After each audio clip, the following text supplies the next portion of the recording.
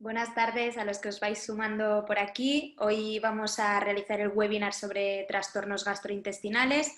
Soy Xenia, formo parte del equipo de comunicación de ELMA, Seguro de Salud Digital, y hoy tenemos con nosotros a la doctora Diana Juárez, ella es pediatra de ELMA.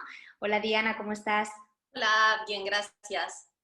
Y un poco nada, lo que vamos a ver en el webinar de hoy, pues no, las problemáticas más comunes en cuanto a temas gastrointestinales en los más pequeños, como puede ser el reflujo, el estreñimiento, la diarrea. La doctora Juárez va a hacer una parte introductoria explicando, ¿no? Los temas más destacados o las preguntas más frecuentes, y luego la parte importante será unos 20 minutos que estamos aquí para poder resolver todas vuestras dudas. Así que cualquier pregunta que tengáis, os invito a que, ya veo que vais dejando algunas, a que las podáis dejar en preguntas y respuestas y luego la doctora las resolverá todas. Así que, bueno, básicamente cedo la palabra a la doctora Juárez. Diana, un placer, como siempre, tenerte aquí. Tú misma, en tus manos lo dejo. Perfecto, muchas gracias. Xenia, y buenas tardes a todos. Gracias por acompañarnos hasta el día de hoy a nuestro último webinar, que está, bueno, la colaboración que ya les comentó entre Elma y Nestlé. Y yo les voy a hablar de los trastornos gastrointestinales en los niños. Durante esta serie de webinars hablamos primero sobre lo que es la lactancia materna, la importancia de la lactancia materna, pero bueno, también hablamos un poco de alimentación complementaria, de lactancia artificial, porque hay veces en los que no es posible hacer una lactancia materna.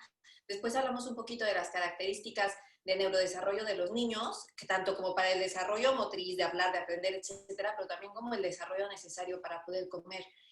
Dimos una breve introducción a la alimentación complementaria y después hablamos un poquito más de lo que es la alimentación en un niño más grande, ¿no? Hasta los 3 años. Sin embargo, mucha de nuestra consulta de pediatría pues va enfocada a este tipo de trastornos gastrointestinales. Básicamente se dice que los pediatras curamos mocos y diarreas, y la verdad es que sobre todo este año que los niños han estado más en casa, hemos estado curando mucho más diarreas que mocos.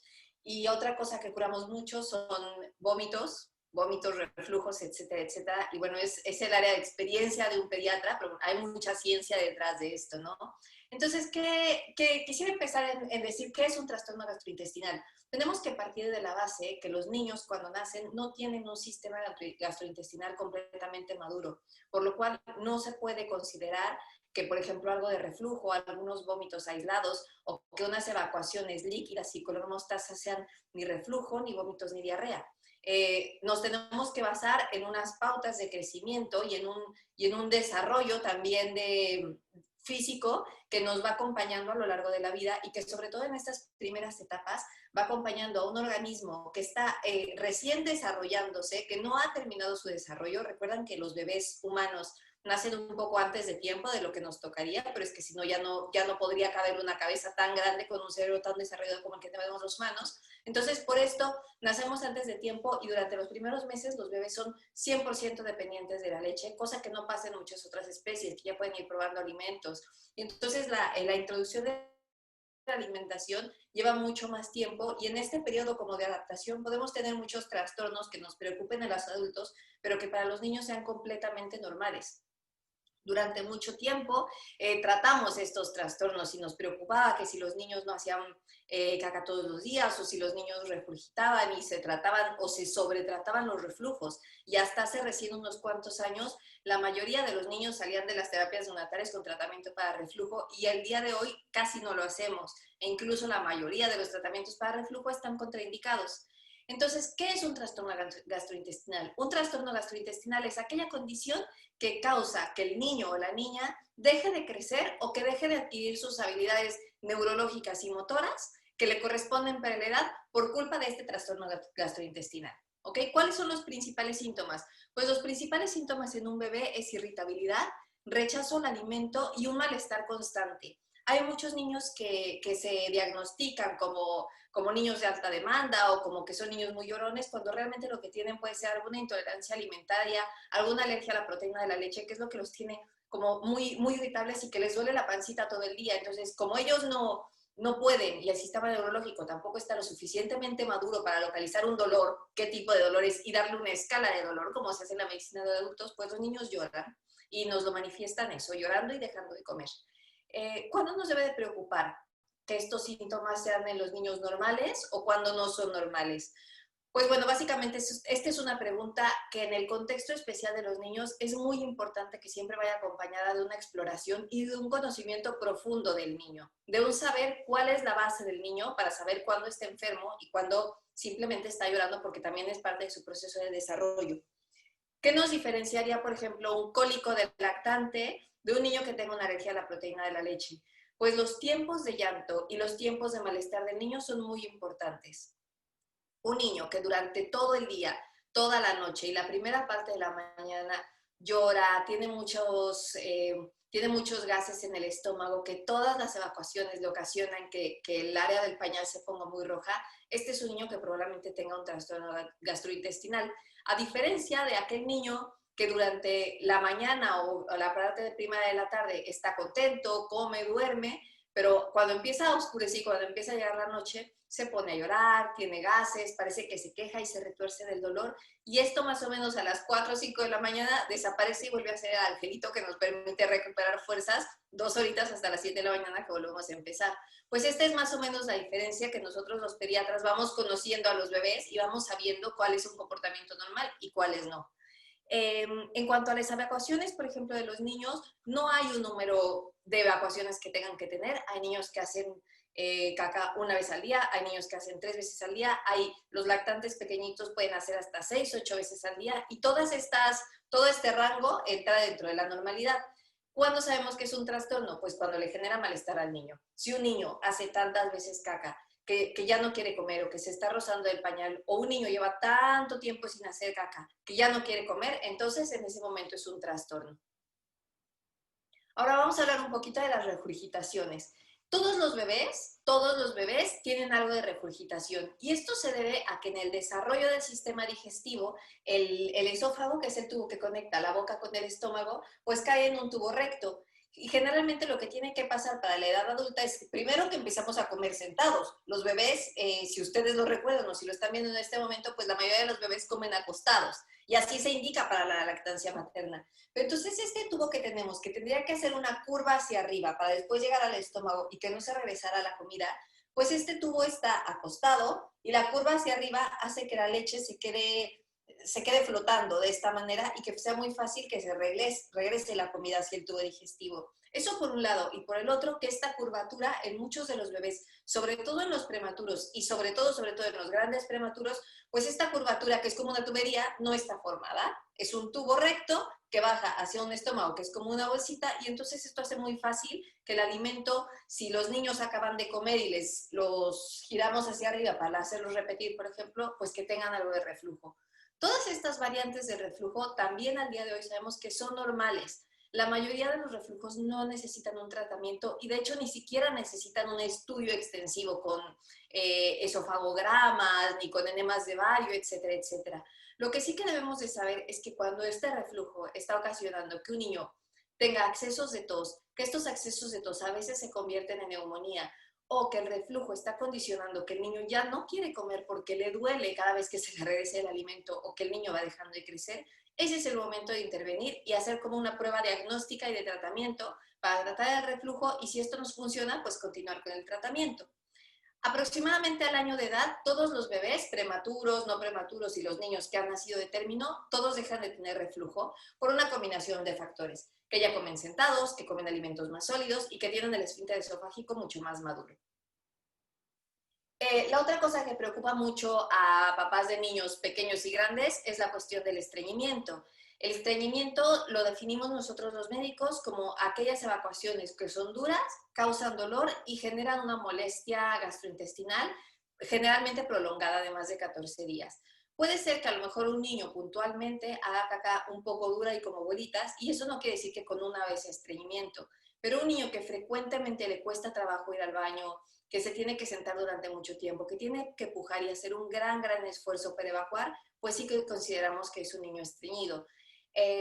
Los niños se pueden estreñir desde que son muy bebés, aunque es muy rara esta causa, pero también cuando van creciendo, pues por el tipo de alimentación que llevan, a lo mejor porque no toman demasiada agua o porque cuando los estamos entrenando a que hagan a que no hagan en el pañal, sino que hagan en el váter, pues los vamos animando a que retengan las evacuaciones. Y a veces lo que pasa también es una cuestión de inmadurez. Los bebés cuando son muy chiquitos y empiezan a detectar, aunque no sea de manera consciente, que se va llenando el ámpula rectal, el reflejo es apretar el ano. Entonces, a este apretar genera que se vaya acumulando la materia fecal en la parte de atrás y que después les cueste trabajo hacerlo.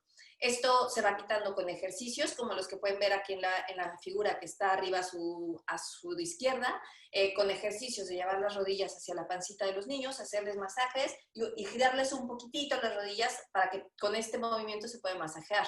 Además de, nunca insistiremos suficiente en que la lactancia materna es un gran tratamiento para todo tipo de alteraciones gastrointestinales y también la diarrea.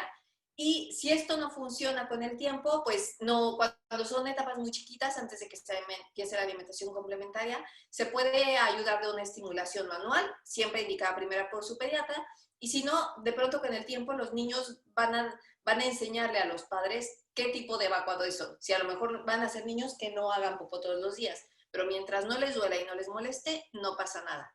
En niños más grandes, cuando los estamos entrenando a que hagan del baño, les animamos tanto cada vez que están reteniendo las evacuaciones y cada vez que ya no se hacen caca en el pañal, que a veces ellos mismos aprenden también inconscientemente a apretar y no quieren hacer caca. Esto va generando que a la larga las evacuaciones sean duras, sean de una consistencia también muy compacta y que les duela a la hora de evacuar.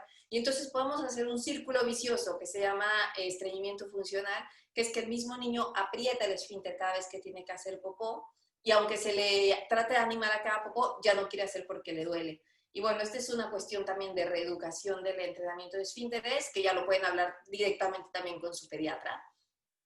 Y finalmente, el último problema que tenemos, que me gustaría ahondar un poquito más en este tema, es el problema de las diarreas. Los niños, y sobre todo los niños menores de 5 años, están hechos de agua. Tienen una composición corporal que tiene muchísimo más líquido que de una persona adulta y muchísimo más líquido que de una persona anciana. Entonces los niños al perder agua por medio de la diarrea o incluso por medio de los vómitos se pueden deshidratar mucho más fácil. Lo que sean 3 evacuaciones semilíquidas en un niño pueden ser realmente peligrosas y ponerlo en riesgo vital, y a lo mejor un adulto podemos tener 8 evacuaciones al día y que no nos pase nada. Es por esto que el tratamiento de la diarrea en los niños, y sobre todo, repito, en los niños menores de 5 años, es básico que se empiece con una rehidratación temprana y efectiva. La rehidratación temprana y efectiva se tiene que hacer en niños que son alimentados con leche materna, estimulando más la lactancia materna, nunca cortando el pecho materno en ese momento, y en los niños que ya no son alimentados con lactancia materna, con soluciones de suero oral, según lo que recomienda la Organización Mundial de la Salud. Hay muchas fórmulas, pero toda casa comercial y también la Organización Mundial de la Salud tiene su propio suero, que es un suero uniformizado, que contiene ciertos miliequivalentes de cada uno de los electrolitos que se pueden perder en las evacuaciones, y los tiene en una combinación y en una proporción que es justamente la que se necesita para que se pueda retomar toda esta absorción de agua a nivel intestinal. Entonces, recomendar mucho que la rehidratación sea o con lactancia materna o con una de estas soluciones de rehidratación que varias marcas comerciales, y Nestlé también tiene una fórmula de rehidratación oral que tiene un sabor neutro, que está muy buena, y que se debe de insistir desde el principio, sobre todo en la hidratación temprana de estos niños. Y bueno, después de esta breve introducción, yo estoy abierta a todas las preguntas que me quieran hacer, porque a lo mejor estos sí que son temas un poquito más complicados, así que Xenia, en cuanto tú digas, empiezo a contestar preguntas. Genial, muchas gracias Diana. Bueno, creo que ha quedado bastante claro y es cierto que es un tema que preocupa mucho a los padres, ¿no? Sobre todo si implica que los niños no tengan este bienestar o estén irritables y bueno, que seguro que nos ayudas a resolver muchas dudas. Mira, tenemos una mamá por aquí que nos comenta que su bebé nació con 39 semanas y que ha tenido problemas con gases y cólicos y que defeca cada 5 días aproximadamente. Entonces nos dice que va a empezar la guardería ahora a los 5 meses y quiere introducir la lactancia mixta y que le han recomendado una leche artificial que sea anticólico y antiestreñimiento. Nos pregunta si esto sería lo correcto, si sería conveniente una fórmula normal, un poco qué le puedes recomendar. Vale, pues mira, aquí lo que más te puedo recomendar en un bebé con cólicos y que va a entrar a la guardería y en realidad en cualquier bebé es que si puedes hacer un banco de leche materna con la cual puedas aguantar al menos hasta los 6 meses, sería lo ideal. Porque además de los nutrientes que le puede dar la lactancia artificial, es verdad que una de las partes que se va a perder entre comillas, con la pérdida de la lactancia materna o con esta sustitución temporal de la lactancia materna, pues va a ser toda la cuestión de defensas, inmunoglobulinas, etcétera, que tú le puedas seguir aportando. Entonces, cuando los niños empiezan a ir a la guardería es un momento pues de muchos resfriados, de muchas enfermedades, de muchas diarreas, porque están en contacto con otros niños. Esto es normal, no es ni bueno ni malo, nada más que es parte también de su crecimiento y que le sucede. Así que si puedes, primero, la opción A, si puedes hacer un banco de leche materna, ideal. En segundo lugar, si te es imposible hacer un banco de leche materna y tu bebé ha tenido cólicos y gases durante mucho tiempo, sí que puedes intentar iniciar con una fórmula antigases de estas fórmulas Confort que se venden en el mercado, que son bastante buenas. Lo que también es que puedes intentar, para no irrumpir mucho y no gastar mucho desde el inicio, intentar con una fórmula de primera etapa, si tu niño todavía no cumple los 6 meses, empezar con una fórmula de inicio, y lo que puedes hacer es agregar algún probiótico, que también hay fórmulas que ya tienen los probióticos dentro de la fórmula, y agregar después, si ves que lo sigue necesitando, algún componente extra para los cólicos, que puede ser ya sea una fórmula de excreción de anticólicos o hay algunos suplementos también, por ejemplo, que tiene la casa de Nestlé, que tienen probióticos y que tienen oligoelementos, etcétera, para que tu bebé no tenga tantos cólicos. Pero ve haciendo los cambios poco a poco, hazlo antes de que entre a la guardería y ya te digo, todo esto en segunda opción si no pudieras hacer un banco de leche. Si puedes aguantar hasta los 6 meses de edad, entonces que dure tu banco de leche hasta ese momento y inicias con una fórmula de continuación que ya tenga probióticos y que tenga también ácidos grasos, etcétera, etcétera, de lo que comentamos en la alimentación funcional, que hay fórmulas también muy completas que le puedes dar. Genial, Diana. Seguro que ha tomado nota. Mira, tenemos otro caso de un papá que nos comenta que nos pregunta en cuánto tiempo se puede solucionar un problema de inmadurez gastrointestinal en prematuros con posible intolerancia a la lactosa. Nos comenta que también tiene reflujo y toma omeprazol y bueno, primero respondamos primero esta parte de la pregunta, porque luego sí que hay una segunda parte, sí que Diana, si quieres comentarle. Vale, con respecto a la primera pregunta, un bebé prematuro, como les dije, es mucho más probable y casi seguro que van a tener algo de reflujo. Si a tu niño o a tu niña ya le dijeron que necesita usar un omeprazol, por ejemplo, quiere decir que este reflujo sí que le estaba alterando el crecimiento. Y más o menos nos esperamos incluso 6 meses después de iniciado el tratamiento para valorar empezar a quitarlo. Sin embargo, puede ser que en un niño prematuro, hasta el año de edad, corregido, o sea, que tú cuentes desde que nació hasta que cumpla las 40 semanas de vida, que ahí empezamos a contar como su edad biológica actual, un año a partir de ese momento tiene para que todavía sea normal que tengan algo de reflujo. Y todo este tiempo se puede esperar y se puede considerar que es normal. Lo podemos ir tratando para evitar complicaciones, pero bueno, tampoco se necesitan grandes tratamientos de cirugía ni estudios adicionales muy grandes. Mira, genial. La segunda parte de la pregunta de este mismo caso nos comenta si es posible que esto influya en el neurodesarrollo, ya que comenta que las tomas son bastante traumáticas, que llora, patalea y que se arquea al niño, ¿no? al comer y que, como bien dices, mirándolo con el pediatra estaba por debajo de la curva de crecimiento de prematuros, de ahí también la recomendación del omeprazol, y que ha dejado de comer la cantidad indicada aún tomando leche hidrolizada. Entonces, bueno, que sí, esto puede influir en su neurodesarrollo.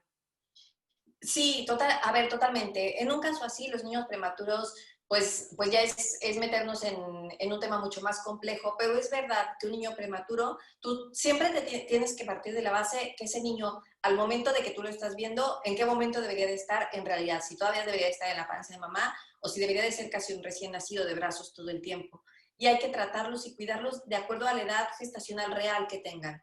porque es verdad que tanto haber nacido antes como todos los trastornos gastrointestinales que pueden tener, entre muchos otros, la alta sensibilidad, que nacen con una piel muy, muy inmadura, que es mucho más sensible a estímulos externos, bueno, el oído, la vista, incluso el olfato de los niños prematuros está desarrollado de una manera muy diferente que la de un niño que ha nacido a término, pues todo eso se tiene que cuidar. Y lo más seguro es que ya lo hayan hecho cuando tu bebé nació. En las unidades de cuidados intensivos neonatales los tratamos de tener como en un ambiente como si fuera casi la panza de la mamá. Los tratamos de tener en oscuridad, que haya el menos ruido posible. En algunos casos les ponemos un poco de ruido blanco para simular este ambiente de vientre materno que todavía necesitan durante mucho tiempo. E incluso, como les decía, los 3 primeros meses de cualquier niño, aunque no sea pretérmino, que nacen afuera de la panza, todavía necesitan este ambiente intrauterino, por decirlo de alguna manera. Entonces, sí, sí, tu pregunta es muy buena y sí que le puede afectar en su desarrollo. Tampoco quiero que te preocupes en plan, le estamos haciendo un daño terrible al alimentarlo, porque definitivamente no. Primero viene la alimentación y después nos preocupamos de la cuestión del neurodesarrollo, pero sí que sería ideal que encontraras alguna manera de darle de comer. Si ya le estás dando con una fórmula extensamente hidrolizada de proteínas o con una fórmula elemental, irle dando en pequeños traguitos durante todo el día, irlo alimentando casi a cuentagotas, porque un niño que se va acostumbrando a tener irritabilidad, a tener dolor y a tener todas estas vías de excitación neuronal siempre a tope, pues cuando es grande pueden tener esta influencia de haber sentido tanto dolor durante tanto tiempo cuando eran chiquitos. Que todo se arregla, con mucho cariño, con muchos brazos, con mucho silencio, todo se arregla, pero bueno, es bueno que tú en este momento ya te estés planteando me está pasando algo con la alimentación para intentar solucionarlo. Y bueno, tu pediatra será el que mejor te aconseje, pero una fórmula hidrolizada de proteínas, probióticos, ácidos grasos, de todos los tipos. Si se puede lactancia materna, aunque sea a posteriori y aunque sea de banco de leche también, pues todo esto va a crear un ambiente favorable y la prematurez que tuvo tu hijo se puede ir arreglando a lo largo del tiempo y podemos ir remodulando esta construcción neuronal. Gracias, Diana. Y por último, en este mismo caso nos pregunta si sería una buena opción introducir papillas a partir de los 5 meses, que si el hecho de incorporar cereales puede mejorar o no. No, no, no, no, no, totalmente no. Lo mismo, hay que esperar a que la edad gestacional corregida sea adecuada para que pueda empezar la alimentación y sobre todo hay que esperar a que su sistema gastrointestinal esté listo. Entonces, si el sistema gastrointestinal, perdón, de tu hijo y el sistema neurológico de tu hijo es de 4 meses o de 5 meses, vamos, si no sostiene la cabeza, si todavía tiene el reflejo de extrusión que les comentó mi compañero Íñigo, que es que les pongas algo en la lengua y lo saquen, si no tienen esta capacidad de hacer la pinza gruesa y coger algún alimento y llevárselo a la boca, no está listo para la alimentación complementaria, ni con cereales ni con nada. Con fórmulas elementales sí, con fórmulas elementales y enriquecidas sí, con suplementos vitamínicos sí también, pero con alimentación complementaria todavía no es momento. Perfecto. Vale, vamos a por otra consulta. Hay una mamá que nos comenta que su bebé tiene 4 meses y que pide probar las cosas que están comiendo los adultos. Pero sí que es cierto que la recomendación es que hasta los 6 meses la alimentación debe ser exclusivamente de leche materna y nos pregunta si sería posible darle un poco de manzanilla o algún alimento que estén tomando en formato líquido. Vale, bien, pues este es completamente el otro caso. Un niño que ya nació de término, que ya es grande y que probablemente neurológicamente ya esté listo para empezar a probar cosas. Le puedes dar a probar cosas, si ya supongo que si ya te está pidiendo es porque se está sentando con ustedes y todo esto, felicidades.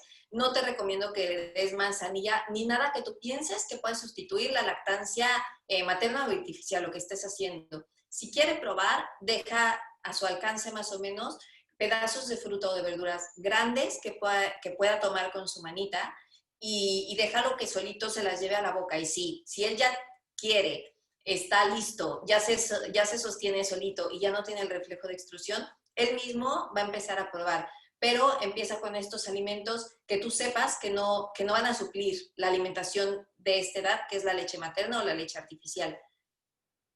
Perfecto. Pez y zumitos no. Frutas y verduras en formato para pinza que se las lleva a la boca. Genial. Perfecto.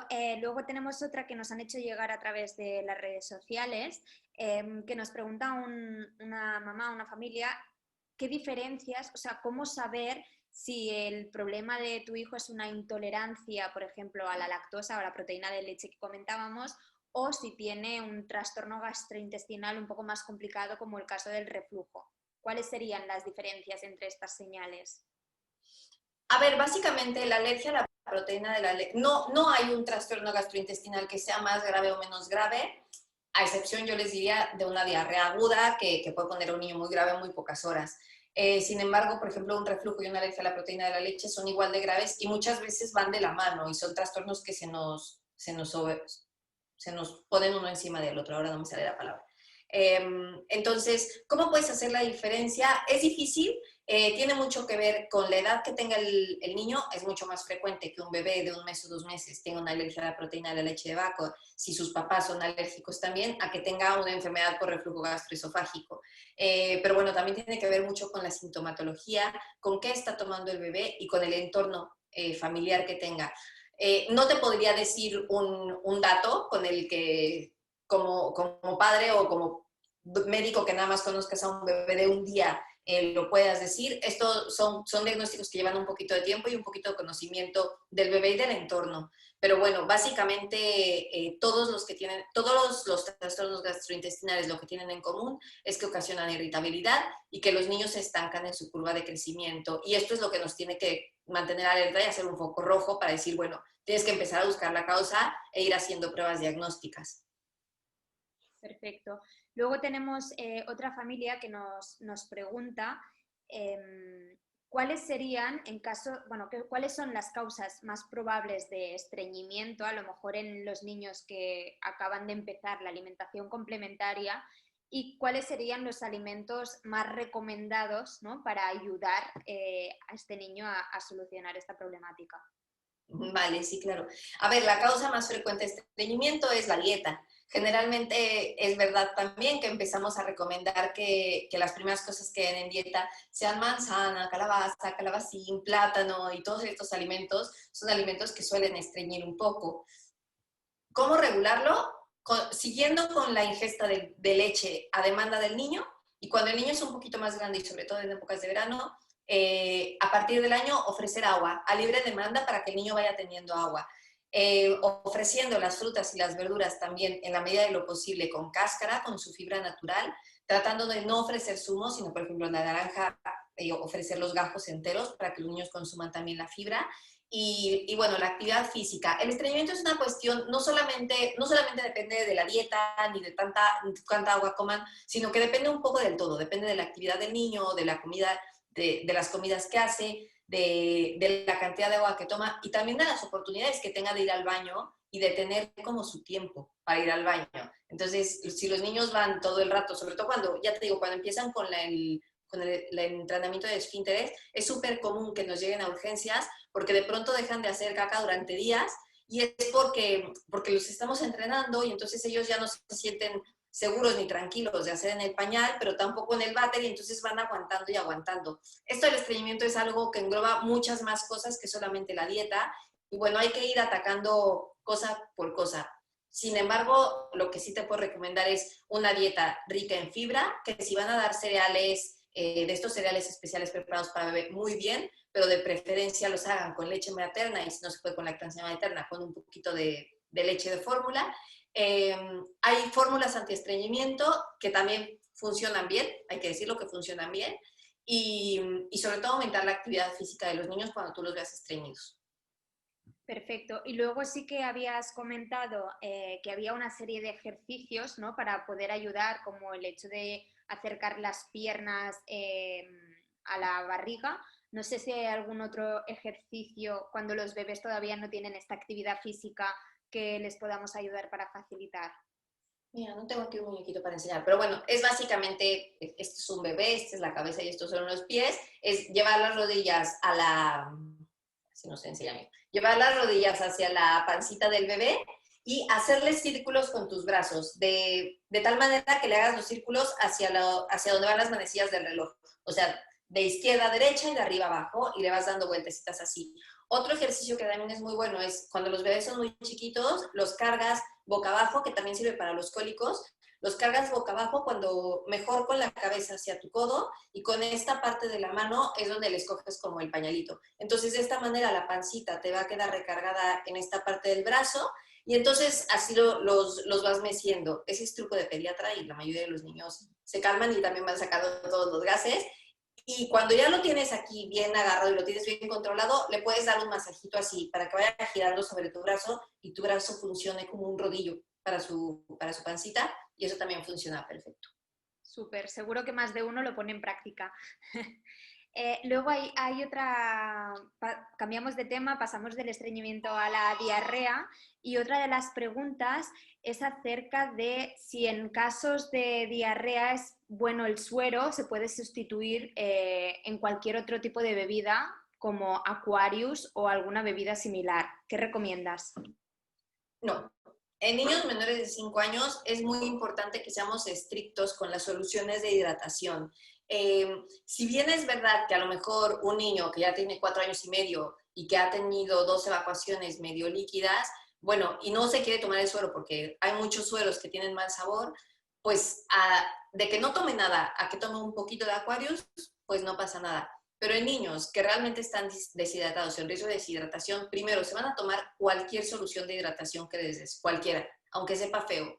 Y segundo, como les decía, las soluciones de hidratación que van con la formulación recomendada por la OMS, tienen detrás de ellos muchísimos estudios, tanto en poblaciones grandes como moleculares también, que respaldan que la cantidad de azúcar, de sodio, de cloro, de calorías, de todo, es la cantidad justo adecuada que necesitan para que la rehidratación sea efectiva y que además se corte la diarrea, por decirlo de alguna manera.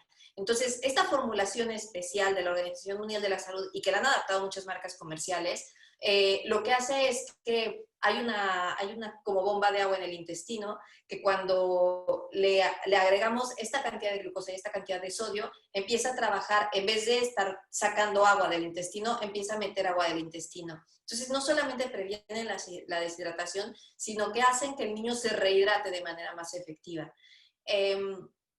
Y aparte ayudan a que las paredes del intestino se restablezcan más fácilmente.